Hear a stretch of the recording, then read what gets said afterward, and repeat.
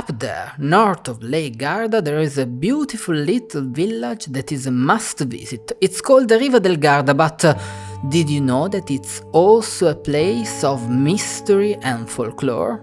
Today I will tell you about it, but first, watch folks, I'm Lawrence and my aim is to show you many places around the world from my curious human perspective. Before I start, help me to grow this project, snap me a like and subscribe.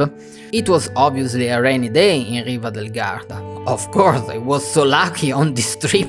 I wandered around a bit annoyed by the water, although fortunately I had invented the perfect technique to shoot from under my umbrella by assuming positions that not even the best of circus contortionists would manage. But it's the result that counts, right? Anyway, I'm here today because I want to tell you two incredible folklore stories about this place, and actually the spooky weather helps a lot because they are both dark and mysterious. But let's begin. The first is a short story written by none other than Franz Kafka, you know, the famous author of the Metamorphosis from Man to Cockroach. Do you remember?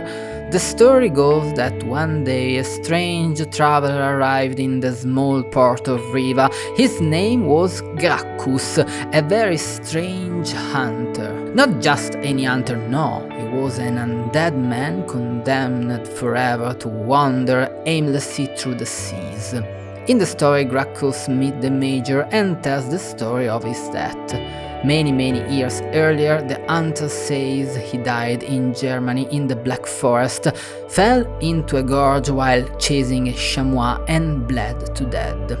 Unfortunately, the hunter says that the funeral boat will never reach the afterlife, but will have to travel by water to all the countries of the earth. We don't know if this tale was written based on a folklore legend, but if you see a lonely old boat in the sea, you might meet this old hunter lost forever, so pay attention. Cool, right? I have also another tale, but first let's have a look around.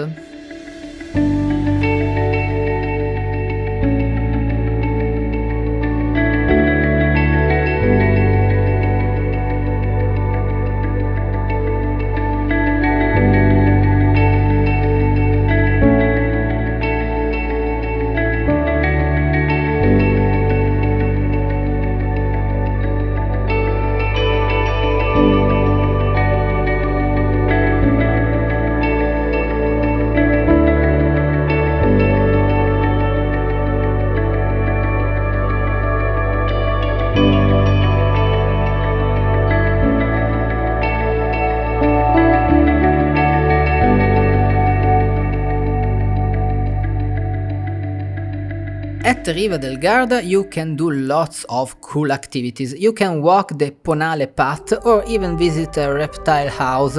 They asked me not to show you anything, so come on, just this one snake that was particularly friendly, okay?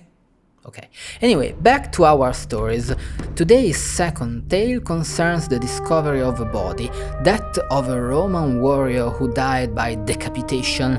The story goes that after the skeleton was moved to the museum, unexplained events began to occur. Lights were turned on, the skeleton was moved, trousseau items were no longer in their previous position.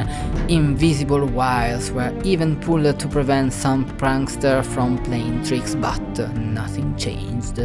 After a period in which the skeleton remained stationary, a human skull was found near Malcesine, and that time the skeleton began to jump again and exhibit strange behavior. At present, the head and the body have not yet been reunited to allow for further study.